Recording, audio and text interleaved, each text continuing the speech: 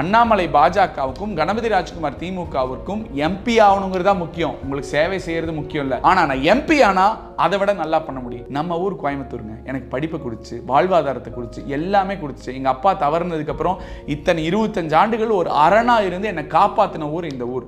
இன்னைக்கு 16 வயசுல இருந்து எனக்கு இந்த மாதிரி பொறுப்புகள் எடுத்து மக்களுக்கு ஒரு நல்ல பாசிட்டிவா ஒரு தாக்கத்தை ஏற்படுத்துறது பிடிக்கும். எங்கூட படிச்சவங்க எல்லாருக்கும் தெரியும் நான் அப்ப இருந்தே அரசியல் ஆகணும் அப்படின்னு தான் சொல்லிட்டு இருந்திருக்கேன். இன்னைக்கு எனக்குள்ள ஒரு வேட்கை இருக்கு, ஒரு வெறி இருக்கு.